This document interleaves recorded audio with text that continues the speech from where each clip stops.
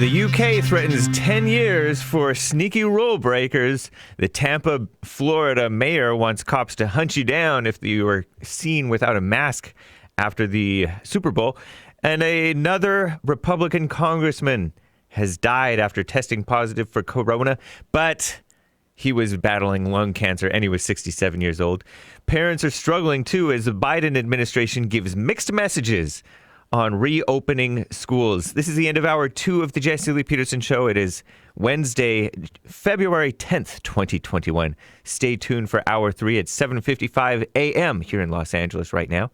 After JLP, catch the Hake Report, thehakereport.com/show.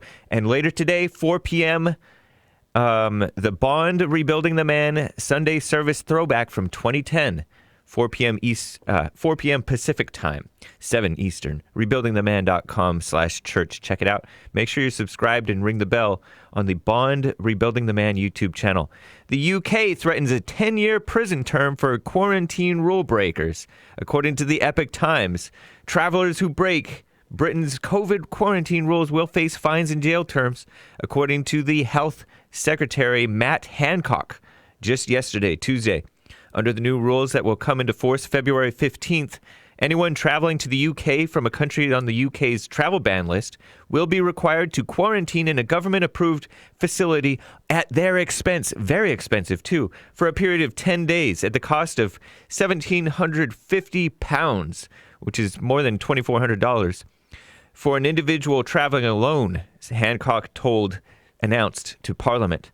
Also, all international travels under home quarantine or hotel quarantine will be required to take 2 PCR tests on days 2 and day 8 of the quarantine period.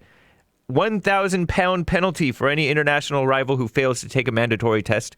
£2,000 additional penalty if you fail to take a second test. And quarantine automatically extended to 14 days if you fail to take those tests.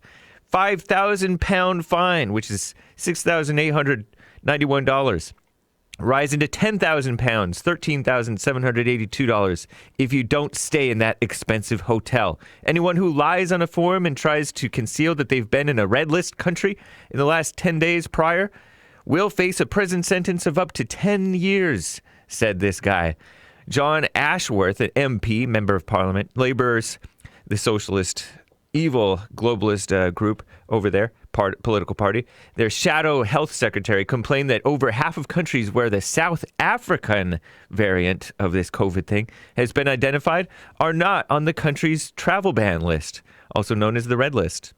Nigel Farage, who is a leader of the Reform UK, said on Twitter, "This is out of control. 10 years in prison for a lie goes too far. We must resist this tyranny." Meanwhile, they kiss up to the victim criminals. What a mess. And the Tampa Mayor says that maskless Super Bowl fans will be identified by law enforcement. You probably heard this. It's a little bit old news about this the other day. Epoch Times says that many fans, while celebrating the Tampa Bay Buccaneers Super Bowl win, some of them were seen without masks. Those few bad actors will be identified and the Tampa Police Department will handle it. Female Mayor Jane Castor told reporters at a press conference. So stupid. Prior to the game, Castor issued an order requiring people to wear masks outdoors while in areas near the stadium. People found in violation of the mandate faced a fine of up to $500 and a possible second-degree misdemeanor. Man.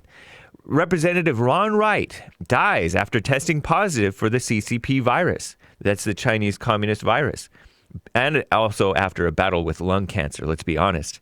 The Epoch Times reports Representative Ron Wright, W-R-I-G-H-T, Republican of Texas, died February 7th after he tested positive. He was 67 and re-elected in November 2020 while in the midst of battling cancer.